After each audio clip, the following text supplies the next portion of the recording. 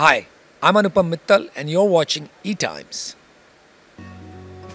I'm Anupam Mittal, नाम तो सुना ही होगा, बट अब ये हो गया कि चेहरा भी देखा है, राइट? तो वो नाम से एक चेहरा लग गया. And I think with great fame now comes greater responsibility कि आप उस फेम को किस तरह से यूज करते हैं, लोगों को आगे बढ़ावा देते हैं, देश को आगे बढ़ाते हैं. बाहर जो फाउंडर्स में इन्वेस्ट करते हैं अक्सर उन्हें भी मदद की ज़रूरत होती है, लेकिन वो काफ़ी इवॉल्व होते हैं, एक तरीके से सोफिस्टिकेटेड होते हैं. यहाँ वो बात नहीं है. कईयों में है लेकिन कईयों में नहीं है. फर्स्ट सीजन जब आया एक्सपेक्टेशन बिल्कुल नहीं थी. कोई जानता भी नहीं था क्या होगा. हम भी नहीं जानते थे क्या होगा, चलेगा नहीं चलेगा. तो मतलब एक तरीके से हमने हमारी ज़िंदगी का बहुत अहम हिस्सा एंटरप्रेन्योरशिप की सेवा में, देश की सेवा में, एंटरप्रेन्योर्स के लिए, फाउंडर्स के लिए टाइम निकाल दिया है. और अभी ये एक हमारी तरह से लाइफ बन गई है. देखिए, मैंने शार्क टैंक इंडिया सीज़न 1 इसीलिए किया क्योंकि वो GEC पे आ रहा था. मेरा सबसे बड़ा प्रश्न यह था कि आप इसको न्यूज़ चैनल पे या बिजनेस चैनल पे डालोगे कि GEC पे डालोगे. And I was very very clear that unless it comes on a GEC channel I don't want to do the show. And the reason is that मुझे लग रहा था कि इस शो के ज़रिए भारत की उमंगें उछल कर आगे बढ़ सकती है. बिजनेस और न्यूज़ शो तो वही देखते हैं जिनके पास ऑलरेडी एक्सेस है, जो बिजनेस समझते हैं, जिनको फंडिंग करना आता है, जिनको स्टार्टअप इकोसिस्टम समझ में आता है. लेकिन मैं ये मानता हूँ कि हमारे देश में every home has an entrepreneur. They just don't understand the language of startups and how to scale businesses. और उन्हें ये समझाना था कि आप भी बड़ा काम कर सकते हो. और मुझे ये लग रहा था कि timing is perfect to bring a show like that, क्योंकि इतनी जिज्ञासा जाग उठी थी हमारे देशवासियों में कि अलग अलग लोग बड़े बड़े स्टार्टअप्स बना रहे हैं, तो हम क्यों नहीं बना सकते. But they just didn't know the language, they didn't know how to decode it. And along comes a show in prime time on a GEC that explains all these nuances in a very simple fashion to every Indian. तो इसलिए मुझे लग रहा है कि ये show सफल कर गया, क्योंकि हर भारतीय में एक फाउंडर है, एक एंटरप्रेन्योर है, एक जिज्ञासा है, और ये शो ने आके उसे डिकोड कर दिया. हाँ, देखिए, फर्स्ट सीज़न जब आया एक्सपेक्टेशन बिल्कुल नहीं थी. कोई जानता भी नहीं था क्या होगा. हम भी नहीं जानते थे क्या होगा, चलेगा नहीं चलेगा. लेकिन अब जब ये इतना सक्सेसफुल हो गया, टीवी पे, इंटरनेट पे, सिर्फ इंडिया में नहीं दुनिया भर में. मैं दुबई जाके आया, लंदन जाके आया, पोर्चुगल तक जाके आया, और सब जगह लोग पहचानने लगे. तो एक ऑब्वियसली पब्लिक इमेज हो जाती है, एक शो की एक्सपेक्टेशन बढ़ जाती है कि इस साल अलग क्या होगा.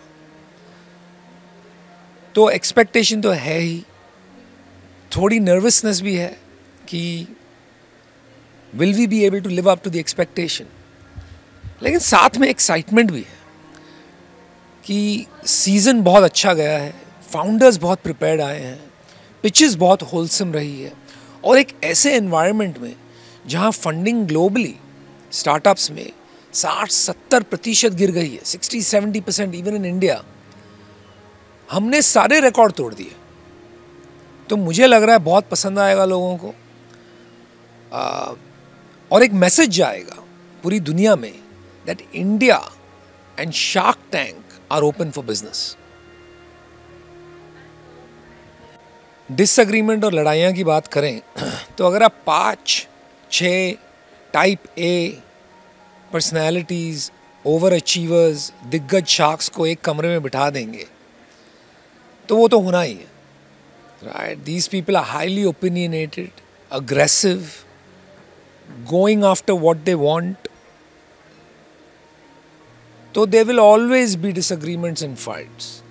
I think इस साल पारा और भी बढ़ गया थोड़ा. मैंने भी काफ़ी लोन शार्क्स डील की जहां I went aggressively after what I wanted, और मुझे ये फिक्र नहीं रहता है कि मैं डील मेरी तरफ आएगी कि नहीं. अगर मुझे लगता है कि आइडिया अच्छी है, मेरे पैसे बनेंगे और मुझे लगता है कि इसका इम्पैक्ट क्रिएट किया जा सकता है इंडिया में या ग्लोबली, तो मैं उसके पीछे जाता हूँ, फिर मेरे सामने कोई भी हो. तो इस वजह से भी काफ़ी लड़ाइयाँ हुई. लोगों ने देखा कि ये तो घुस जाता है, तो उन्होंने भी कोशिश की, कंपटीशन हुआ, मजाक भी हुआ, but it's all fun and games and of course it's serious business as well. लेकिन in the end you can't, you know, you will win some, you will lose some. I think there were a few. और मैं आपको बताता हूँ, more than a particular pitch, I will tell you my frame of mind and how it has changed. तो मैं एक काफ़ी prolific investor हूँ, बाहर भी मैंने 200 कंपनियों में पैसे डाले हैं. तो जनरली हम जब बाहर करते हैं तो एक बहुत एनालिटिकल फ्रेमवर्क लेके बैठते हैं. अभी शार्क टैंक इंडिया में भी जब मैं आया सीज़न 1 में, तो वो फ्रेमवर्क से ही मैं इवैल्यूएट कर रहा था. लेकिन ये समझ में आया कि यहाँ पर जो फाउंडर्स आ रहे हैं ना, ये इतने सोफिस्टिकेटेड नहीं हैं. बहुत से प्रश्न के इनके पास सवाल नहीं है. ये खुद सीख रहे हैं, तो इनको बहुत गाइडेंस, हैंड होल्डिंग और मेंटोरशिप की ज़रूरत है. बाहर जो फाउंडर्स में इन्वेस्ट करते हैं अक्सर उन्हें भी मदद की ज़रूरत होती है, लेकिन वो काफ़ी इवॉल्व होते हैं, एक तरीके से सोफिस्टिकेटेड होते हैं. यहाँ वो बात नहीं है. कईयों में है लेकिन कईयों में नहीं है. तो इनके साथ कंधे से कंधा लगा के काम करना पड़ता है और पड़ेगा. तो ये बात समझ में आई सीज़न 1 में, और सीज़न 2 में मैंने उसको इम्प्रोवाइज़ किया है और आप देखेंगे उसे. जैसे मैं आपको एक एग्जाम्पल देता हूँ सीज़न 1 का. एक कंपनी थी सैस बार, वो अलग अलग शेप्स में साबुन बना रही थी लड़की. Excuse me.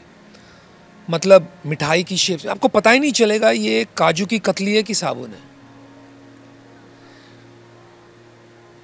अगर आप बिजनेस की तौर से उसे देखें तो एक तरह से दीवानापन है. मतलब क्या है ये, कौन काजू की कतली की साबुन खरीदेगा, क्योंकि आप उसको यूज़ करोगे तो शेप ही खराब हो जाएगा.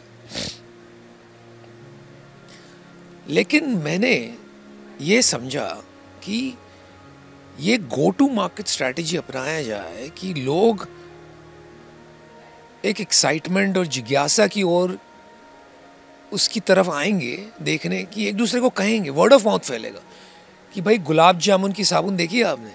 लेकिन एक बार वहाँ जाएंगे तो हम उन्हें बॉडी सोप, बॉडी लोशन और ये फुल बॉडी बाथ की मार्केट है, उसमें ब्रांड बना सकते हैं. क्योंकि इंडिया में अभी तक वहाँ पर बहुत बड़ी ब्रांड्स नहीं बनी है.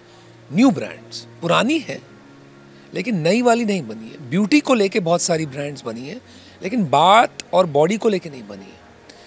तो मुझे वो लगा कि ये फाउंडर में भी वो बात है जो इसको हम मेंटोर कर सकते हैं, एक डायरेक्शन दे सकते हैं. मैंने उन्हें पूछा भी लास्ट सीजन, क्या आप इस डायरेक्शन में जाएंगी, और उन्होंने कहा कि हाँ, और उसमें एक ह्यूमिलिटी थी. तो मैंने इन्वेस्टमेंट किया वो कंपनी में, और मैं वो कंपनी की बहुत सारी ओनरशिप है मेरे पास, सिग्निफिकेंट ओनरशिप, क्योंकि मुझे लगा कि यहाँ पैसे तभी बनेंगे. और आज बाकी शार्क्स ने सोचा ये मतलब कहाँ साबुन, काजू की कतली का साबुन में पैसा. She is doing 10x the revenue जो उसने लास्ट से जब आई थी.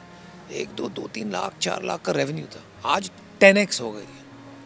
और हम दुकानें खोलने की बात कर रहे हैं, not just online. So sometimes you just don't know what will work, what will not.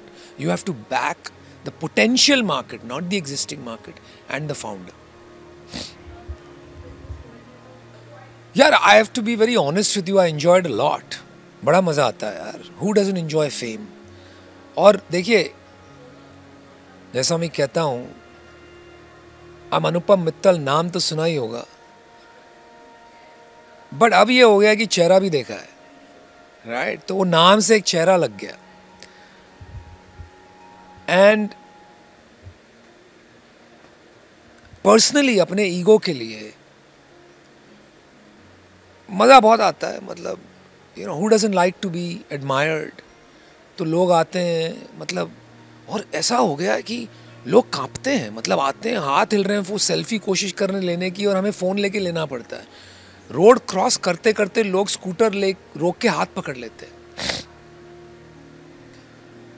तो एक तरह से मज़ा भी आता है, लेकिन एक तरह से ये भी समझ में आता है कि लोगों की भावनाएं और उमंगें इतनी हैं हमारे देश में, और कहीं उनको एक शुरुआत नहीं मिल रही है। तो हमारे ज़रिए उनको एक शुरुआत मिल रही है, और उन्हें ये लग रहा है कि अब मैं भी कर सकता हूँ। उनमें एक आत्मविश्वास जाग रहा है कि क्यों सिर्फ ये IIT IIM वाले करेंगे, मैं क्यों नहीं कर सकता? छोटे से गांव वाला, 3000 लोगों की गांव में से एक लड़का आया 3 महीने पहले। मैंने एक इनिशिएटिव स्टार्ट किया, dreamdeal.me। वहाँ पे आपको शार्क टैंक तक भी पहुँचने की ज़रूरत नहीं है। आप सिर्फ 30 सेकंड का रील बनाइए, हमें भेजिए, क्या करना चाहते हो, क्यों करना चाहते हो, और पैसे का क्या करोगे, और हम बिना इक्विटी लिए आपको ग्रांट करते हैं। एक चाय ग्लास धोने वाली मशीन बनाया एक लड़के ने, क्योंकि वो इतनी हाइजीनिक तरीके से लोग धोते हैं, या तो खर्चा करते हैं पेपर कप पे, और ड्रीम डील के ज़रिए हमने उसे ग्रांट किया। मैं शार्क टैंक पे इस सीज़न में बैठा था, और मेरे हाथ कांप गए जब वो शार्क टैंक तक पहुंच गया। हमें पता ही नहीं रहता कौन आने वाला है, और उसने शार्क टैंक को पिच किया मेरे पैसे लेके, हमारे पैसे से ज़रिए उसने एक प्रोटोटाइप बनाया, और मेरे आंख में आंसू आ गए, हाथ कांपने लगे जब वो यहाँ तक पहुँच गया, शार्क टैंक इंडिया सीज़न 2 में। और उसे फंडिंग मिली, अभी कितनी मिली, किससे मिली, वो तो आपको देखना पड़ेगा। तो ये इम्पैक्ट जो हम क्रिएट कर रहे हैं ना, with great power I think comes great responsibility, and I think with great fame now comes greater responsibility, कि आप उस फेम को किस तरह से यूज़ करते हैं, लोगों को आगे बढ़ावा देते हैं, देश को आगे बढ़ाते हैं। तो ये एक बात है जो फेम के ज़रिए मुझे एक इम्पैक्ट करने का मौका मिल रहा है। और दूसरी बात एक और है, जब हम एंटरप्रेन्योर बन जाते हैं, फाउंडर बन जाते हैं, थोड़ा सक्सेस प्राप्त कर लेते हैं, तो कहीं हम ज़मीन से अलग हो जाते हैं, क्योंकि हमारे चारों ओर लोग रहते हैं, हम गाड़ी में घूमते हैं, ऑफिस आते हैं, घर जाते हैं। जो बात हमारे में थी शुरुआत में जब हमने बिज़नेस शुरू की थी, लोगों की प्रॉब्लम समझ के, वो बात कहीं छुपने लगती है। लेकिन मेरी ये आदत है कि मैं किससे भी मिलता हूँ, कोई भी हो, वॉचमैन हो, वेटर हो, कैसे भी लोग हो, मैं उनसे हमेशा पूछता हूँ, भाई आप कहाँ के हो, क्या करना चाहते हो ज़िंदगी में, आपके परिवार के बारे में बताओ। तो एक बार फिर हम ज़मीन से जुड़ गए हैं, भारत से जुड़ गए हैं ये फेम के कारण, क्योंकि अब लोग आके बात करते हैं, तो हम ये प्रश्न पूछ सकते हैं, और उनसे दो बात होती है तो समझ में आता है लोगों की भावनाएं, उमंगें, उनकी एस्पिरेशंस। तो I think that's very important. थोड़ा ह्यूमिलिटी और पैदा हो जाती है हमें, क्योंकि समझ में आता है कि हम सब एक ही तरह के, हम सब में वही भावनाएं हैं, वही एस्पिरेशन है, हमारे परिवार को एक अच्छा जीवन देना है, एक इम्पैक्ट क्रिएट करना है, हमारी पहचान बनानी है दुनिया में। तो I think that's very important. देखिए, फॉर्मेट ऐसा है कि इस साल भी कुछ ऐसा ही लगेगा कि 2-3 आउटफिट में देखा है लोगों को, क्योंकि फॉर्मेट ऐसा है कि वो एडिटिंग में वो काफ़ी हेल्प हो जाती है उनकी। जब हम एक आउटफिट पहन के काफ़ी एपिसोड शूट करते हैं तो वो मिक्स एंड मैच कर सकते हैं एक एपिसोड का अच्छा ग्राफ बनाने के लिए, एक्साइटमेंट क्रिएट करने के लिए। तो हाँ, वो एक कंप्लेन तो रहेगी हमारी कि कपड़े तो बदल दो, बात तो करने दो। तो ये सब बातें तो रहेगी, फॉर्मेट ऐसा है।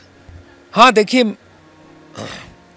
ब्रांड जो है ना और बिज़नेस जो है, उसको लेके काफ़ी लोग स्केप्टिकल जनरली होते हैं। एक संकोच रहता है कि ये कुछ बेचना चाहते हैं हमें, लेकिन जब उसके साथ एक नाम जुड़ जाता है, एक चेहरा जुड़ जाता है, तो भरोसा बढ़ जाता है।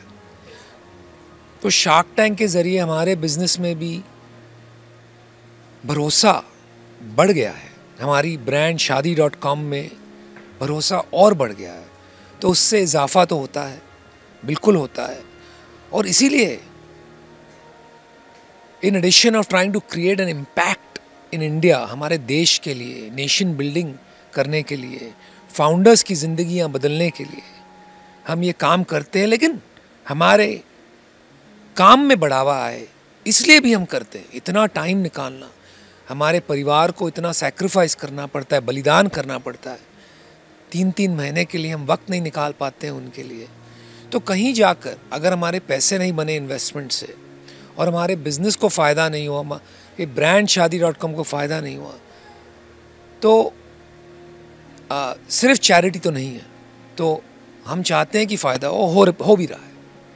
हाँ, तो मैं कह रहा था 3 महीने जैसे हम शार्क टैंक पे वीक में हम हमारी ऑफिस में काम करते हैं और वीकेंड पर यहाँ पर पिचेस सुनते हैं, लेकिन ये यहाँ नहीं ख़त्म होता है।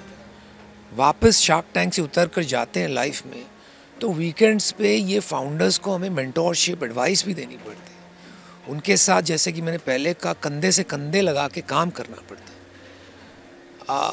तो ये तो मतलब एक तरीके से हमने हमारी ज़िंदगी का बहुत अहम हिस्सा एंटरप्रेन्योरशिप की सेवा में, देश की सेवा में, एंटरप्रेन्योर्स के लिए, फाउंडर्स के लिए टाइम निकाल दिया है।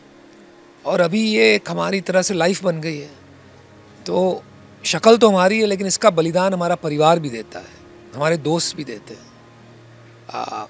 और मेरी वाइफ आंचल, मेरी बिटिया अलाइसा, मेरे माता पिता, मेरी बहनें, सारे ही बच्चे, सब ही इसका सैक्रिफाइस देते हैं। तो उनका नाम नहीं सुनने में आता है, उनकी शक्ल नहीं दिखने में आती है, लेकिन सभी का कंट्रीब्यूशन है इसमें।